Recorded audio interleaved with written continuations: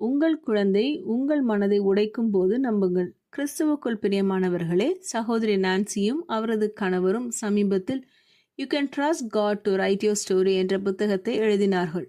ஆனால் வேறொருவரின் கதையை எழுத கடவுளை நம்புவது எப்படி?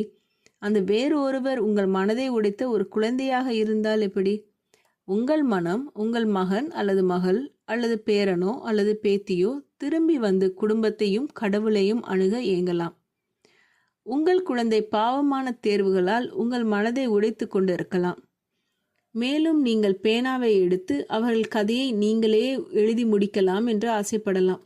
ஆனால் நீங்கள் ஆசிரியர் அல்ல. அப்படியென்றால் நீங்கள் என்ன செய்ய முடியும்? கடவுள் முதலில் உங்களை மாற்ற அனுமதிக்கலாம். உங்கள் குழந்தையை அவர் மாற்றுவார் என எதிர்பார்த்து கொண்டே நீங்கள் ஜெபிக்கலாம். கடவுள் உங்கள் கதையை மட்டுமல்ல, உங்கள் குழந்தையின் கதையையும் எழுதி கொண்டிருக்கிறார் என்பதை நீங்கள் நம்பலாம். அந்த குழந்தையை நீங்கள் நேசிப்பதை விட அதிகமாக அவர் நேசிக்கிறார். மேலும் அந்த குழந்தைக்கான சிறந்ததை செய்வதோடு இறுதியில் அவருக்கே மிகுந்த மகிமையையும் கொண்டு வருவார் என்பதில் முழுமையாக நம்பிக்கை வையுங்கள். ஜெபம் செய்வோம்.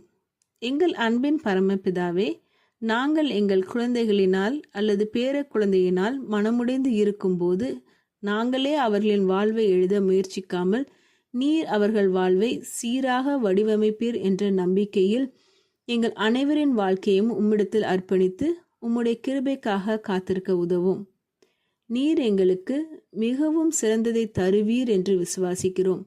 இயேசுவின் மூலம் ஜெபிக்கிறோம் பரமபிதாவே, ஆமீன்.